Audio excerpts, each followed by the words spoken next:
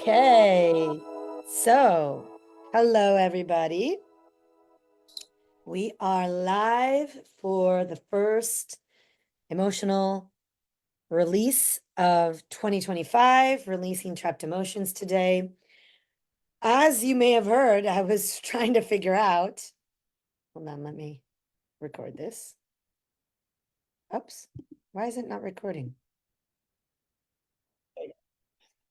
So as you might have heard, I wasn't remembering what emotion I did last time. So I think today I want to talk about insecurity. And insecurity is actually an emotion that holds us back. It holds us back a lot because it has us question ourselves, our ability, our capacity, our confidence, um, really our way that we show up in the world, right? Insecurity is an emotion that stems from not feeling good enough, not feeling worthy. It is definitely an emotion connected to worthlessness. And worthlessness is actually one of the top 5 emotions that trip us up in our life, in our relationship, and in our business. So insecurity, when we think about insecurity, and I want you to really think about this, those of you who are listening, because if your immediate response to, oh, that's not me, right? Or I'm not insecure, I want you to just take a pause and take a breath because we all have insecurities. Even those of us that have done work for years, myself included, right? So there is no perfect emotional state because of our human condition, right? We are emotional beings, we are flawed by nature. And so if we set expectations of perfection, if we set expectations of um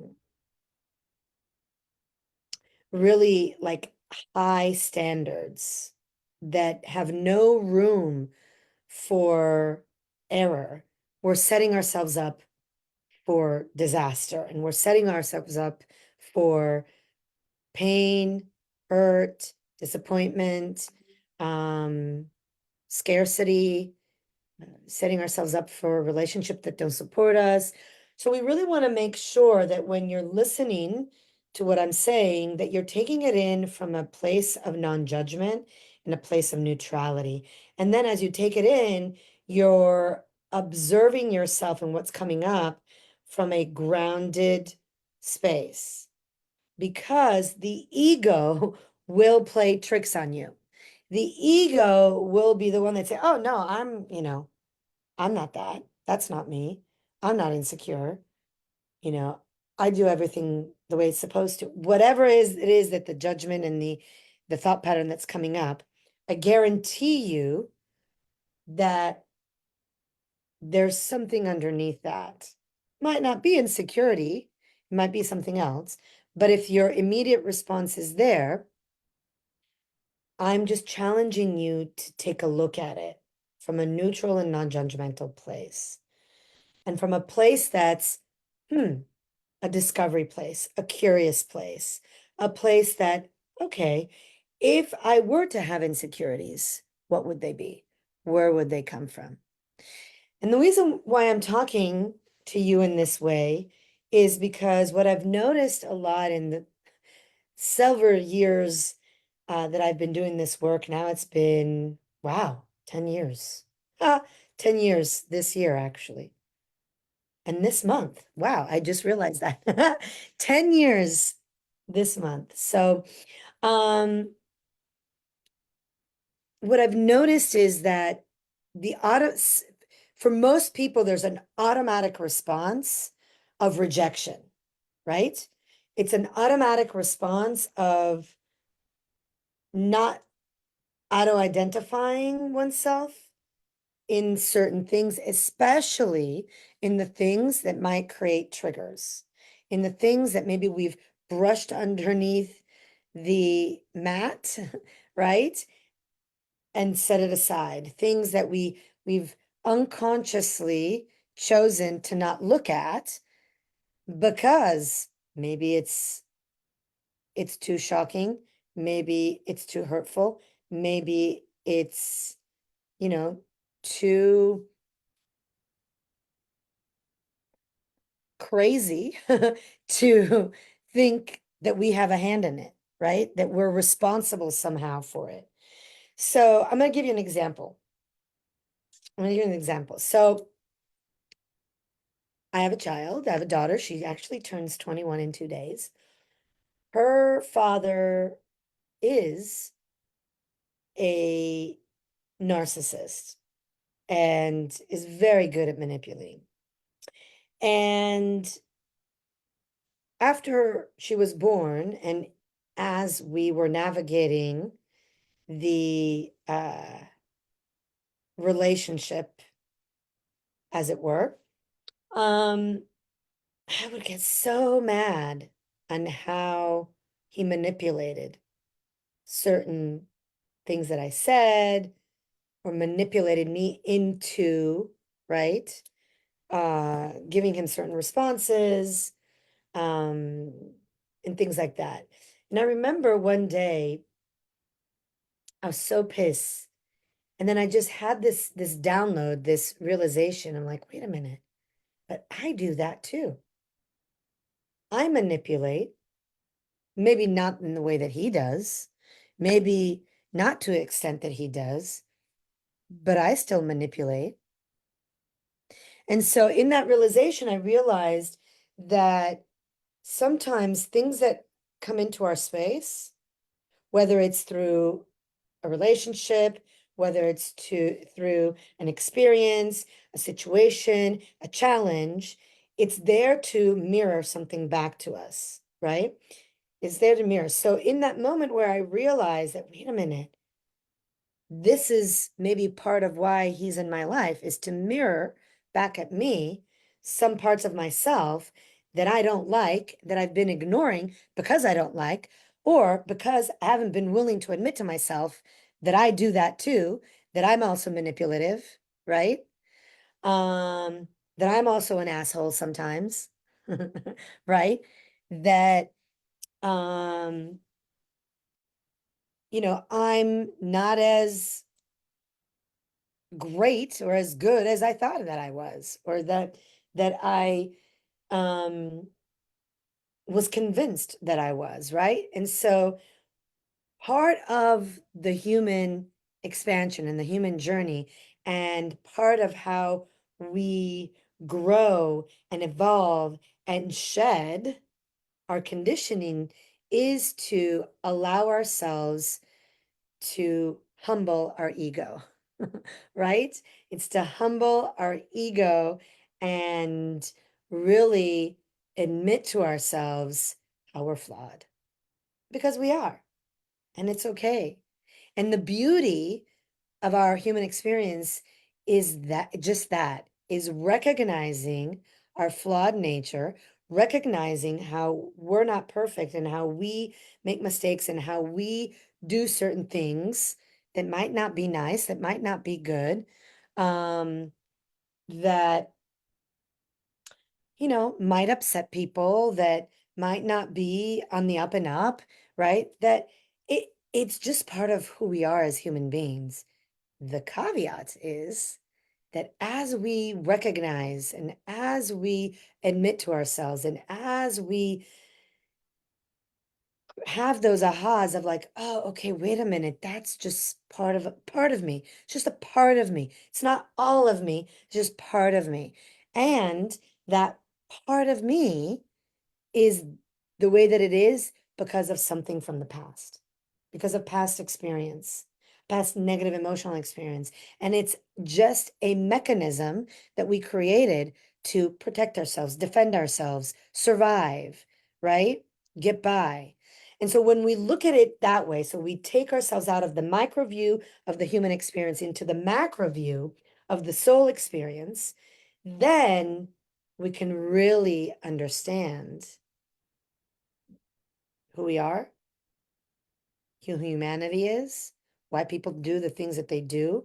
And we can bring grace, love, and compassion and mercy sometimes to those who are doing big and grander things that destroy, kill, cheat, take advantage of, right? Manipulate. Um,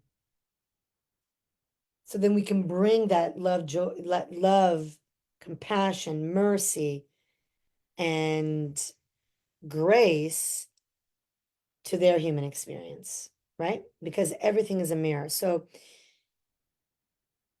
years ago, I did a training, at the time called World Works. It's a training that was born out of Life Spring. And there was a lot of different offshoots. Landmark was one of them. Psi Trainings was another one. Insight was another one. WorldWorks was one. Now I believe Sandra Sumter, who's a big name in the business world, she actually is doing the same trainings in her coaching programs. So I did them 10 years ago now, 10 plus years ago. And now I lost my train of thought. So why was I bringing up the trainings? It'll come back. I don't remember now. Anyway, so when we look at our, okay, now I remember. So in the trainings, one of the things that they had, that they taught us and that they really had us look at is how we're generators of everything that shows up in our life. So as generators, we are creating everything that's showing up. So we're actually co-creating it with source, God, universe, whoever it is that you call your higher power. In that co-creation, right, we are looking at how we are creating every single thing in our life, every single relationship, every single experience, every single yes, every single no, every single challenge, every single win, right? How are we creating everything? And the reason why they have you look at it from that standpoint is because number one, it's a more empowering way to look at life. It's a way to, instead of looking at life as being done to you, that you're the victim of life, it's actually you're creating life, the life that you want. You have a hand in your life experience, right? And so when you look at life from that standpoint, it's more empowering. It gives you that sense of power and authority and agency that in reality you actually have. But society teaches us to look at it from that other place, from the more disempowering place. And so when we look at our life and what happens and shows up in our life from that place of empowerment, from that place of we're the co-creators, we're generating it to some degree, we are generating it, then you're able to also take a look at yourself in the mirror with more grace, with more groundedness, and more openness to like, oh, okay, how did I create that? How did I create X person having, a meltdown with me, right? Or, you know, uh, having a negative response with me, right? How did I create that? Well, I could look at maybe how I've done that same thing to someone else. That's the first way that I've created it, right? If I'm if I have in any way, in any experiences in my life, done the same thing that that person is doing to me, to someone else, that's certainly how I've created it. Because at some level, if I did it to someone else, it's okay for someone to do it to me, right? You've ever heard, I'm sure you have, treat people the way you want to be treated. That is exactly what we're talking about, right? But we're looking at the opposite side of that coin, right? We're looking at, okay, so want to, if I want to be treated a certain way, then I'm going to treat people in that same way because then that's energetically going to come back to me. So when we're looking at ourselves in the mirror and we're looking at, okay, wait a minute, how did this thing happen, show up in my space? Then oppositely, we want to look at how we then did that same thing in another situation, maybe in another environment with someone else, so that then we can, number one, acknowledge it. Number one, understand why maybe we did it, why we felt the need to behave in that same way, and then understand why, how to manage and how to emotionally intelligently handle what's happening in the moment so that you can disintegrate, release, diffuse the situation that you're in the present. Are you following me? I hope you are. And if you obviously have questions about this, please make sure that you put it in the comments so that I can take a look at it in a little bit. Around 10:30, we'll have some of my clients come into the Zoom so we can do some release. And then we will take a look at some of the questions and answer some of the questions. In fact, let me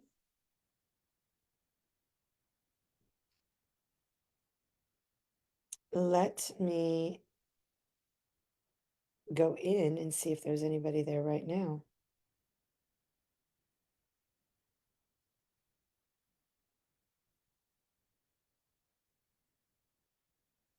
Here we go.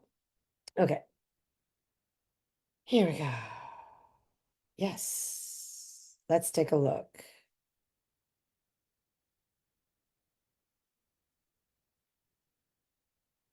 It is, Queen. It is painful sometimes to face our shit. Absolutely. And that's why it's hard for people to admit, and talking about my ex again. I remember one time he was like, well, I have no ego. And I'm like thinking to myself, well, and I also did tell him this, said, the fact that you actually just said that tells me that you have a big ego, right? So when we get really kind of stubborn into a way of looking at ourselves, that's a sign that maybe we're a little bit triggered into the ego side of ourselves, right?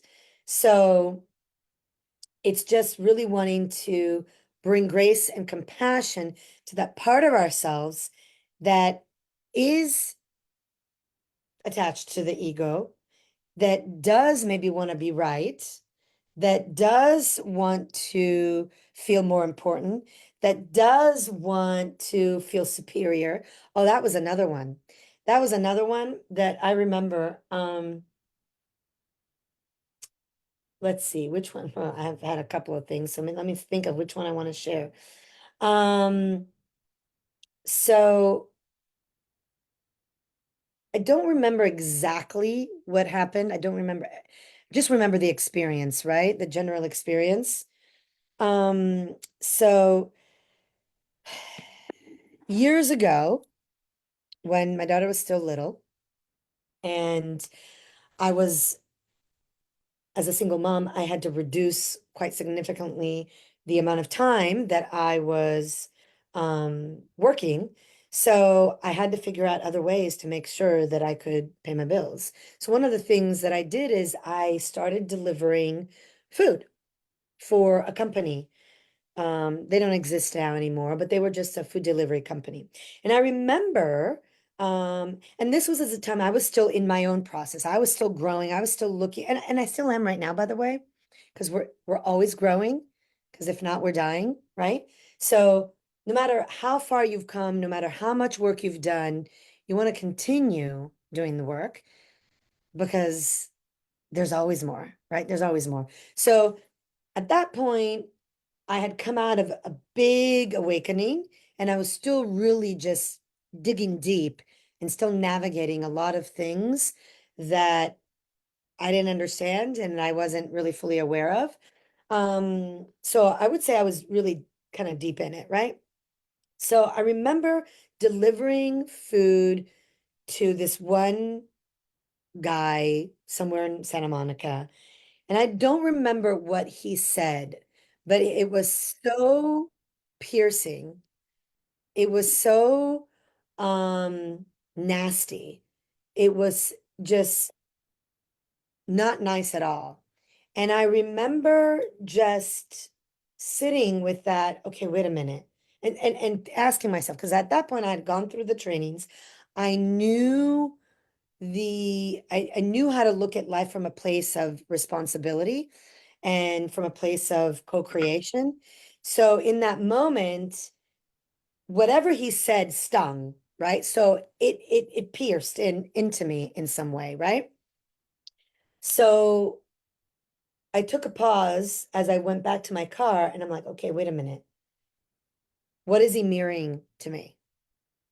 What is this about? Because nothing in today, except for this, right, was this negatives. So I get to look at it and what is this about? And so I just remember in looking at it and looking at parts of myself that could be a mirror and maybe seeing where he was coming from.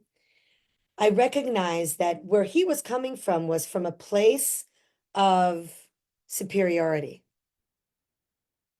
or wanting to feel superior, needing to feel superior, which really in reality told me that there was part of him that felt inadequate. And so, in that acknowledging, okay, so what he said to me, even though it really wasn't about me, because he didn't know who I was, it whatever was going on in his life and where he was at in his evolution, right, made him talk to me in that way and treat me that way to feel superior, right, over me, stemming from an inadequacy um feeling, right? So then I said, okay, how is that a reflection to me? How is it, how do I feel inadequate, right? Do I feel inadequate? Is that reality for me? And the fact is, it was. It was. And that I remember was the time where I realized that I did have a superiority complex myself because there were parts in my life experience that had grown to make me feel inadequate. And mainly for me, it stemmed from my childhood and my upbringing. Even though I had a very great upbringing, um, but the people that I was exposed to and the way and the behaviors that I witnessed had me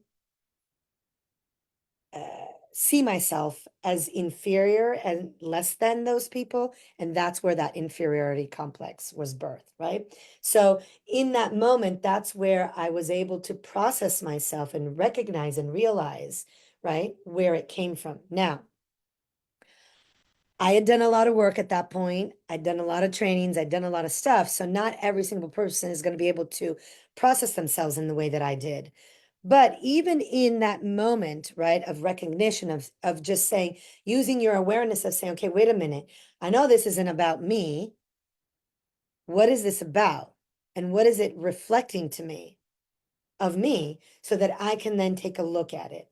And if you can't get there, then that's when you look for support. You look for coaching, you look for therapy, you look for, trainings, you then seek for support outside of yourself, right?